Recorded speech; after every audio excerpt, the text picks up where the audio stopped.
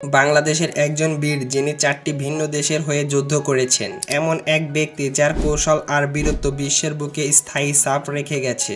সাইফুল আজম, যাকে বলা হয় এভিয়েশনের এক মহামানব। আজ আমরা জানব তার অবিশ্বাস্য জীবন কাহিনী। একজন বাংলাদেশি পাইলট যার নাম বিশ্বের ইতিহাসে অমর হয়ে আছে। ১৯৪১ সালে সেপ্টেম্বরের ১ তারিখে পাবনার এক সাধারণ পরিবারে জন্ম সাইফুল আজমের। ছোটবেলা থেকেই তিনি স্বপ্ন দেখতেন আকাশে ওড়ার। পাবনার স্কুল শেষে তিনি ১৯৫৮ সালে যোগ দেন পাকিস্তানি এয়ারফোর্স একাডেমিতে। সেখানে শুরু হয় তার আকাশ জয়ের গল্প।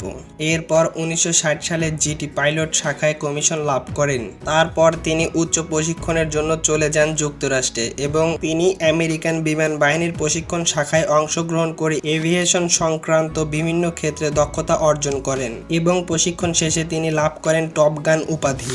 এরপর প্রশিক্ষণ শেষ করে পাকিস্তান এয়ারফোর্সে যোগদান করেন। ১৯৬৫ সালে ভারত-পাকিস্তান যুদ্ধ ছিল তার জীবনের প্রথম বড় চ্যালেঞ্জ।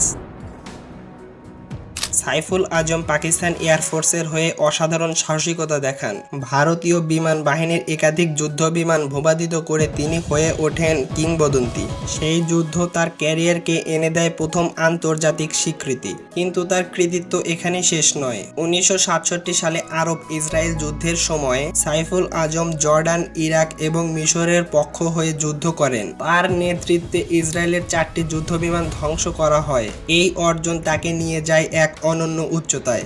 ইসরায়েলি বিমান ভূপাতিত করে তিনি বিশ্বের ইতিহাসে নাম লেখান। তিনি হয়ে ওঠেন এমন একজন পাইলট যিনি ৪টি ভিন্ন দেশের বিমান বাহিনীর হয়ে যুদ্ধ করা একমাত্র পাইলট। এইসব যুদ্ধের পরে সাইফুল আজম পেয়েছেন পাকিস্তানের সিতারায় জুরাত, জর্ডানের হুসেইন পদক, ইরাকের গোল্ডেন পাইলট পদক এবং আমেরিকান এয়ারফোর্স থেকে লিভিং ইগল খেতাবে ভূষিত হন। স্বাধীনতার পর ১৯৭৪ সালে বাংলাদেশ এয়ারফোর্সে যোগদান করেন এবং ১৯৮০ সালে অবসর গ্রহণ করেন।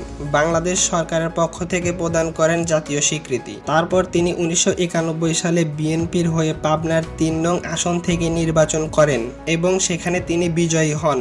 তারপর ২০২০ সালে ১৪ জুন ঢাকায় চিকিৎসাধীন থাকা অবস্থায় শেষ নিঃশ্বাস ত্যাগ করেন।